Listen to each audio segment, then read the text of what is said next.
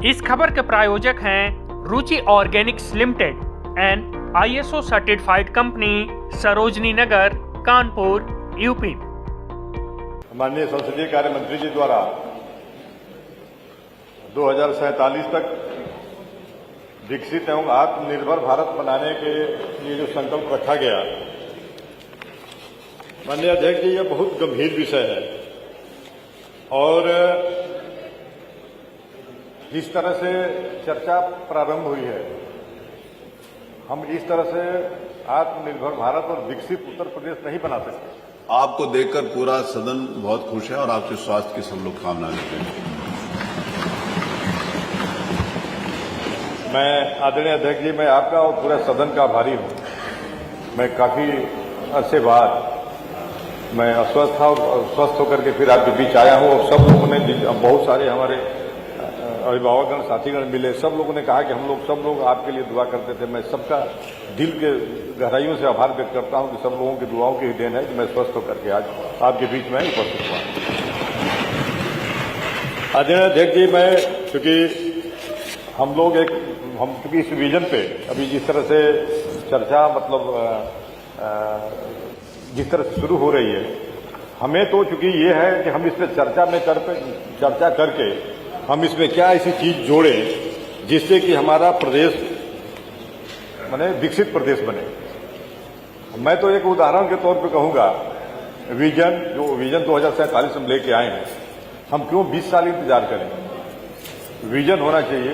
आपने तो 5 साल का भी कार्यकाल नहीं हुआ, लेकिन आप अपनी विधानसभा को, भारतवर्ष की ऐसी विधानसभा अपने विजन से आपने बना दिया कि आज पूरे देश की विधानसभा के माननीय अध्यक्ष लोग आकर के आपके विजन को देख रहे हैं। इसको विजन कहते हैं भाई। आज आकर के अन्य देश की विधानसभाएं, उनके माननीय अध्यक्षगण आकर के देख रहे हैं कि हम भी अपने यहाँ इस तरह से इम्प्लीमेशन कराएं कि हम जिस तरह से उत्तर प्रदेश की विधानसभा है, ये विजन है।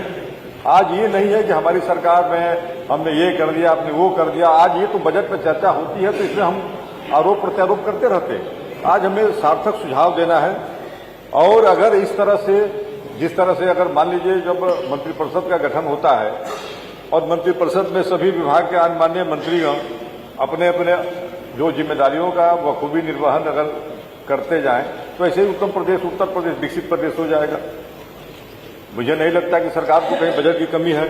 इसमें हम विपक्ष के लोग जो भी हैं, हमारा उद्देश्य यह है कि जहां पे कुछ कमी रह जाए, इसमें यही उस दिन सर्वदलीय बैठक में भी यही तय हुआ कि हम सभी लोग चर्चा में अपना अपना सुझाव देंगे, फिर इसको जनता के बीच में भी लेके जाएंगे, फिर सारे सुझावों को एक साथ कंपाइल करके फिर उस पर चर्चा होगी। हम लोगों को भी अच्छा लगेगा। हम विभिन्न दलों से जरूर आते हैं, लेकिन हम उत्तर प्रदेश से, हम चाहेंगे कि हमारा उत्तर प्रदेश विकसित प्रदेश बने। आज हमें गर्व होता है, आप माननीय विधानसभा अध्यक्ष जी हैं तो अध्यक्ष जी पूरे उत्तर प्रदेश विधानसभा के हैं। हमें गर्व होता है कि कोई कर्नाटक का, कोई कहीं का विधानसभा अध्यक्ष आता है और आके देखता है कि वाह क्या उत्तर प्रदेश विधानसभा। तो हमें गर्व होता है कि हम इस 18वीं विधानसभा के हम भी एक सदस्य हैं। ये आपका विजन है, इसका उदाहरण सरकार को लेना चाहिए। अध्यक्ष जी, जैसे आज अभी इस तरह के मान लीजिए हम आरोप लगाएंगे तो आरोप का इसी तरह से प्रतिशोध में जवाब होता जाएगा, तो इसका कोई हल नहीं निकलेगा। हम बहुत ही सार्थक पहल पे बैठे हुए हैं और इसका सार्थक हल निकलना चाहिए। जैसे उदाहरण के तौर पे बता दें आदरणीय अध्यक्ष जी, जब बहुजन समाज पार्टी की सरकार थी तो उसमें एक अम्बेडकर ग्राम विकास योजना चली थी। उसमें हर गांव को, जो गांव चयनित होते थे, उस गांव को हर तरह से संतृप्त करना था। वह गांव किसी व्यक्ति के लिए और किसी व्यक्ति विशेष के लिए नहीं था। उस गांव में सड़क, बिजली, पानी, जो भी सुविधाएं, मूलभूत सुविधाएं हों, उस पूरे इस तरह से करके हम उस एक, मुझे उत्तर प्रदेश की सारी विधानसभाओं के सारे गांव एक साथ नहीं ले सकते, लेकिन 10 गांव के ही अगर चयन हो गए, उस 10 गांव में पूरी तरह से संतृप्त आवास से लेकर बिजली, सड़क चयन किया जाता था। तो ये एक विजन होना चाहिए।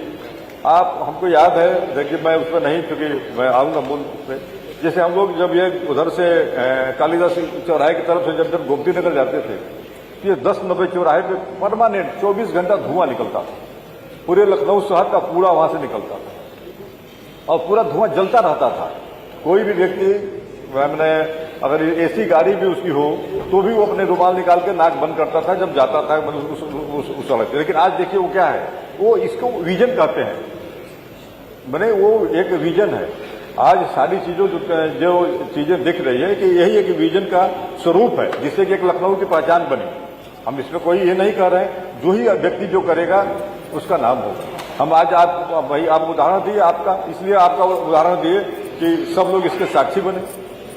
जैसे आज अध्यक्ष जी, हम लोग हर साल जब भी बरसात की सीजन आती है तो बाढ़ से ग्रसित होते हैं, लेकिन अब इस बाढ़ के लिए हमें, क्योंकि जब 2047 तक का संकल्प लिए हैं, हमें बाढ़ के लिए क्या ठोस कदम उठाना चाहिए, क्या ऐसा काम करना चाहिए जिससे कि हम बाढ़ से राहत पा सकें। इसमें मुझे याद है कि एक बार जब स्वर्गीय अटल बिहारी वाजपेयी जी थे तो उन्होंने एक उस समय सुझाव रखा था कि हम क्यों न सारी नदियों को आपस में जोड़ें। हमें इस पर विचार करना चाहिए। हम उत्तर प्रदेश को पहले इस रूप में ले चलें कि उत्तर प्रदेश बाढ़ से वंचित हो, हम कैसे इसका हल करें। तो हम क्यों न नदियों को जोड़ करके, इसलिए कि कोई जैसे एक नदी में उफान आया तो दूसरी नदी बगल में सूखी रहती है, तो हम अगर जोड़ेंगे तो उस नदी का पानी डाइवर्ट होकर, इससे हम किसान को एक आत्मनिर्भर मतलब बना सकते हैं। ये विकसित भारत का एक स्वरूप हुआ। अध्यक्ष जी, आज हमारी नहरें हैं, जैसे नहरों में कभी कभी हम लोग देखते हैं कि अगर सुझाव आते, मैंने कभी कभी लोग कहते हैं कि नहरों को पानी छोड़िए टेल तक, पता लगा कि नहर कहीं टूट गई तो वो तो परेशान है पानी के लिए आगे के किसान, इधर 50 बीघा 100 बीघा लोगों का खेत पानी में डूब गया। ये व्यवहारिक है। अब इसमें क्या करना चाहिए? हमारे माननीय सिंचाई मंत्री जी हैं, सरकार से बजट मांगे, इसमें सारी नहरों को, जो हम एक विकसित उत्तर प्रदेश बनाना चाहते हैं, सारी नहरों को हम पूरी तरह से पक्की करें, पूरी तरह से पक्की करें और पक्की करके एक इस तरह का इसका स्वरूप दें कि लगे कि हाँ मतलब कोई उस रास्ते से गुजर। नहर की पटरियां हैं, हम डेवलप करना चाहते हैं लेकिन जमीन की कमी रहती है। अगर केवल सिंचाई विभाग इस मन को बनाए कि हम अपने नहर को पक्की करके नहर की जो हमारी पटरियां हैं इसको हाईटेक करेंगे, मतलब विकसित करेंगे, लोग उसमें टहलने जाएंगे, घूमने जाएंगे, देखने जाएंगे, एक मैसेज जाएगा, ये लगेगा कि हमारा उत्तर प्रदेश है। भाई ये तो सीखना चाहिए केवल आपसे। इस तरह का मेरा ये सुझाव है। इस तरह से इन चीजों को कंपाइल करना चाहिए। और हमें लगता है कि हमारे संसदीय कार्य मंत्री जी ने एक बात कहा कि संकीर्ण मानसिकता से थोड़ा ऊपर, मतलब उन्होंने उसमें अपने जो लिखित जो ले आए थे उसमें उन्होंने अपनी बात में इस बात को भी कहा कि इससे ऊपर उठ करके हम जब सोचेंगे ना तब हमारा उत्तर प्रदेश विकसित प्रदेश होगा। अब उदाहरण के तौर पे जैसे अभी हमारे आदरणीय स्वास्थ्य मंत्री जी मेडिकल कॉलेज की चर्चा भी की, लेकिन पहले हमें ये नहीं देखना चाहिए कि किस जिले से कौन मंत्री कौन विधायक आते हैं, कौन प्रभावशाली हैं। हमें आम जनता के लिए काम करना है। जब अब आप भारतीय जनता पार्टी के पदाधिकारी नहीं हैं, आप उत्तर प्रदेश सरकार के, मतलब उत्तर प्रदेश सरकार है, सबके सरकार है। अब आपको जैसे अगर मेडिकल कॉलेज हर डिस्ट्रिक्ट में अगर आपको करना था तो ये भेदभाव नहीं करना चाहिए। जैसे हम किसी जिले पे आरोप नहीं लगा रहे हैं, कहीं जिले में मेडिकल कॉलेज एम्स है और एम्स वहां हो गया, एम्स की शुरुआत हो रही है। कहीं बहुत ऐसे जिला है जहां भी मेडिकल कॉलेज की नींव भी नहीं रखी गई, जिसमें हमारा एक जनपद बलिया भी है, जहां बलिया वो जिला है जब देश गुलाम था और बलिया को जब आजादी हासिल करनी थी तो अपनी भुजाओं और अपने मतलब उन पौरुष के बल पे सबसे पहले आजादी हासिल किया था बलिया। लेकिन आज मेडिकल कॉलेज बलिया में नहीं।